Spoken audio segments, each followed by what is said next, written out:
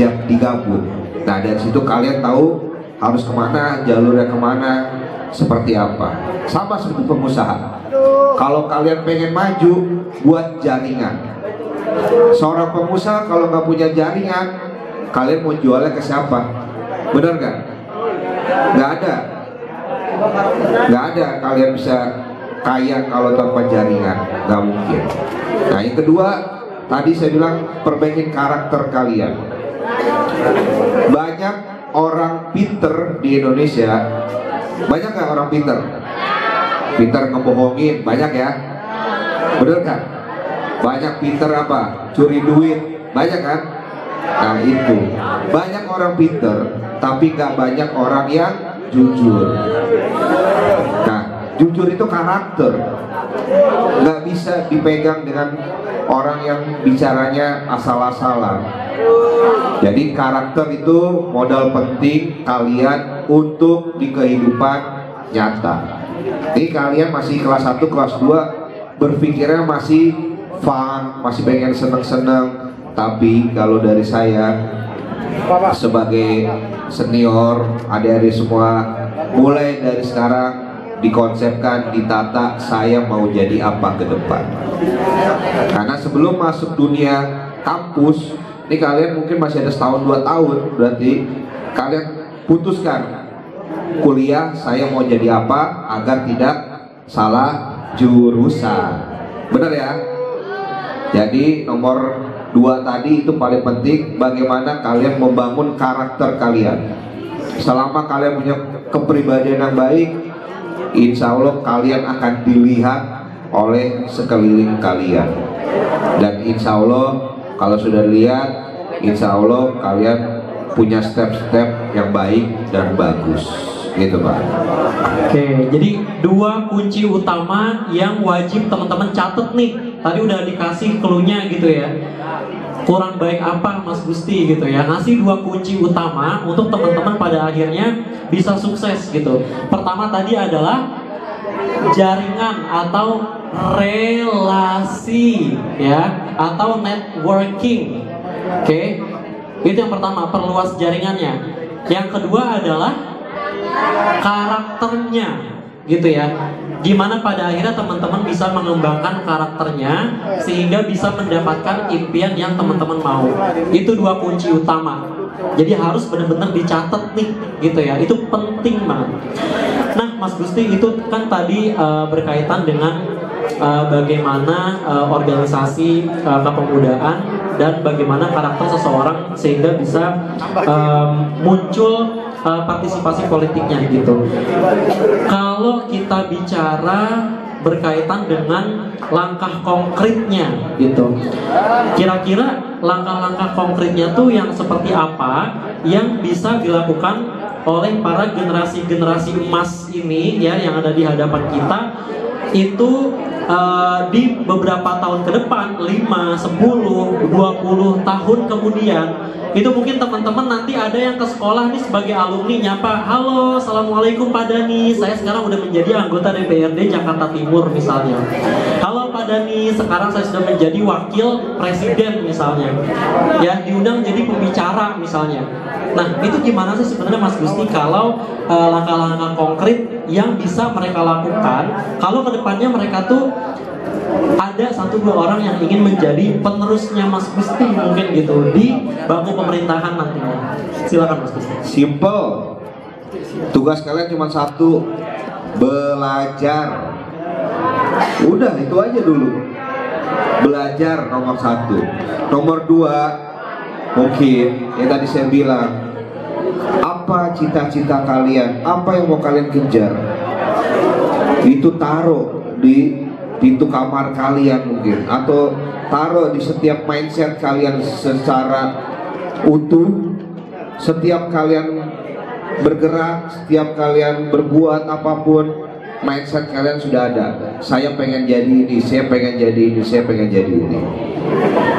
Karena pikiran kita, mindset kita itu adalah hal yang bisa dibilang tuh paling super dari otak, dari pikiran. Kita bisa melakukan hal-hal yang kita tidak duga-duga. Nah, Jadi jawabannya simpel Pak. Apa langkahnya? Nomor satu adalah belajar. Kedua, udah kalian harus punya cita-cita. Kenapa saya bilang dua itu aja penting? Tanpa belajar, kalian gak akan mungkin lulus. Benar gak? Gak akan mungkin lulus dan gak mungkin akan melanjutkan ke jenjang berikutnya. Benar? Benar gak? Benar ya? Nah yang kedua, kalau kalian gak ada cita-cita, kalian gak punya pedoman hidup. Oke? Kalau kalian gak punya cita-cita, kalian gak punya pedoman hidup. Jadinya, gua jadi apa aja, biarin deh. Nah, ujung-ujungnya luntang lantung, gak mau belajar. Tapi kalau kalian punya konsep, saya ke depan mau jadi seorang politikus, misalkan. Oke, berarti saya lulus dari SMA, saya mau ngambil jurusan ilmu sosial politik, misalkan. Kalau cita-citanya mau jadi pengusaha, oke, saya coba mulai bangun bisnis kecil-kecilan yang mungkin nanti pada saat nanti kuliah saya perdalam ilmunya dengan ilmu bisnis atau ilmu ekonomi. Nah, kalian menjadi apa lagi cita-citanya? Jadi semua itu adalah balik lagi kepada mindset kalian. Jadi dua langkah utama adalah satu berdoa, belajar, satu punya cita-cita, ditambah lagi berdoa. Mudah-mudahan semua dikabulkan. Amin. Gitu Pak. Amin. Semoga nanti teman-teman setelah keluar dari sini sebagai lulusan SMA Budi Warman 1, ada 1-2 orang yang nantinya akan menjadi seperti Mas Gusti nanti. Amin ya robbal alamin. Nah teman-teman, tadi kita udah bahas sedikit banyak terkait dengan suara demokrasi sebagai tema besarnya gitu ya. Nah Mas Gusti, mungkin terakhir sebelum kita ada sesi tanya jawab begitu ya, kira-kira ada nggak 1-2 wejangan yang bisa diberikan kepada calon penerus gitu ya, bisa dibilang golden generation 2045 ini, untuk pada akhirnya menjadi seorang demokrat sejati atau pada akhirnya bisa berpartisipasi dalam politik di Indonesia. Kira-kira apa saja sih pesan-pesan yang Mas Gusti sampaikan? Iya, mungkin tadi sudah ada pesan-pesan lah. Tapi kurang lebihnya sekali lagi adik-adik, apapun passion kalian, apapun tujuan hidup kalian, saya pasti yakin itu adalah tujuan yang mulia dan tujuan yang baik. Saya sebagai seorang politikus sekarang juga bukan lahir ujung-ujung sebagai seorang politikus. Ada hambatan-hambatan, ada tantangan-tantangan yang dihadapi. Jadi gak mudah. Nah, kunci utamanya adalah tadi sudah, kalian harus belajar, kalian harus punya cita-cita. Itu paling penting. Nah, sekarang kalau kita bicara politik, sekali lagi bicara politik, kalian adik-adik semua ini berhak untuk bisa memulai karir di politik. Salah satunya apa? Tadi saya bilang ikut organisasi. Dari organisasi kalian akan paham apa itu politik. Kedua, kalian harus bekerja keras. Kita ini semua yang ada di sini, kita bukan pewaris tahta. Benar nggak? Kita bukan orang siapa-siapa. Kita hanya perintis. Nah, perintis itu apa? Kalian berarti harus bisa bekerja keras dengan diri kalian sendiri. Jadi hal utama adalah kalian harus siap berdikari. Kalian harus siap berdiri di kaki kalian sendiri. Makanya saya bilang kalian butuh yang namanya jaringan. Jadi kalian bisa membuktikan kepada orang tua kalian, kalian bisa buktikan kepada guru-guru kalian. Selepas kalian dari SMA ini lanjut ke jenjang berikutnya dan lanjut ke berikutnya, kalian berhasil menjadi orang terkenal atau menjadi pejabat negara. Saya berasal dari SMK, jadi saya ingin bertanya tentang anggaran Pak. apa langkah DPRD dalam memastikan tidak ada pemborosan atau korupsi dalam penggunaan anggaran daerah, dan sejauh mana DPRD melakukan pengawasan terhadap penggunaan anggaran yang prorakyat, Pak? Terima kasih.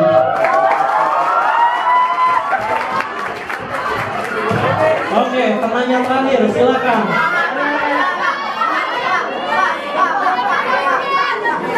Oke, ya boleh maju, silakan. Ayo. Perkenalan langsung pertanyaan ya. Oke, Pak.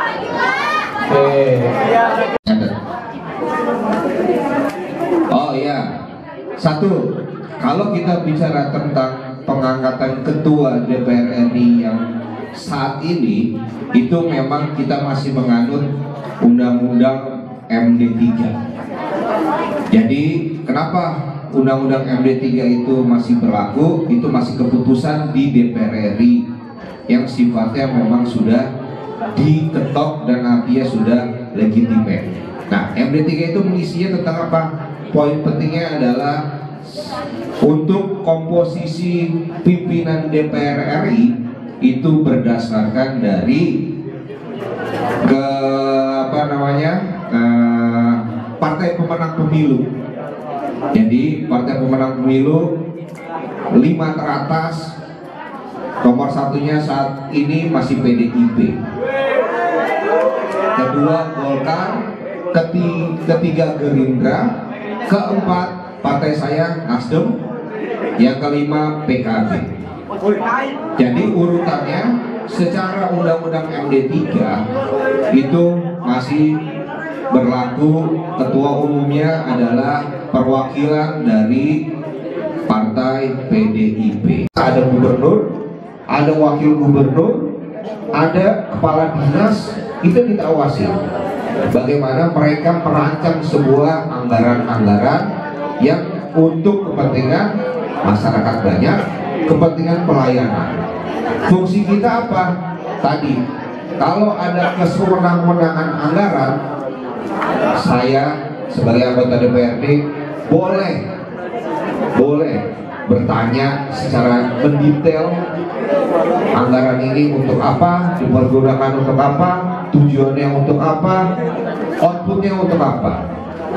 Itu makanya enak gak jadi anggota DPRD? Enak, kita bisa marah-marahin gubernur.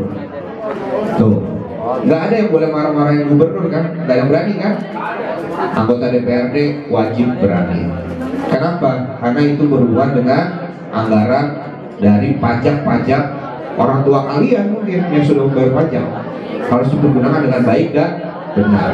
Kalau ada penyimpangan, korupsi atau apapun namanya, kita berhak manggil ke DPRD. Kita berhak manggil gubernur atau kepala dinas. Pak Gubernur kita panggil, Pak Gubernur, ini anggaran 1 triliun, kemana nih arahnya? Nah, waduh, 1 triliun gede itu. Kita jajarin dari sini sampai Kelapa Gading mungkin belum bisa tuh kan.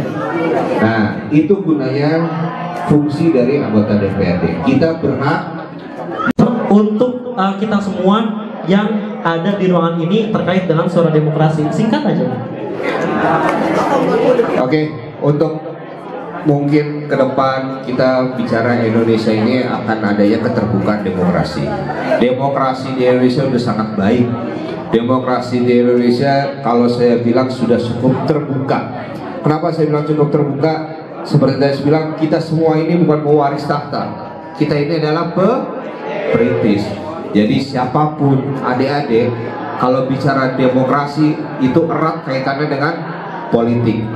Jadi kalau adik-adik ingin berkontribusi kepada partai politik, mulailah dengan tadi saya bilang pengalaman organisasi yang baik, dan 2, cita-cita kalian harus dikedepankan, harus lebih tinggi dan tetap untuk berbaur kepada masyarakat banyak, karena politik itu tetap yang kalian harus butuhkan adalah suara masyarakat di bawah.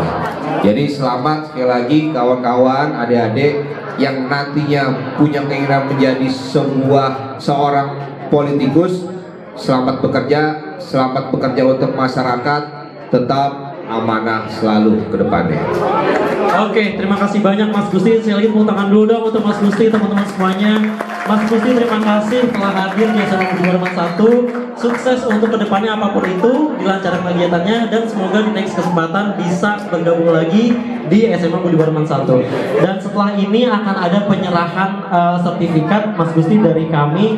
Jadi jangan kemana-mana dulu.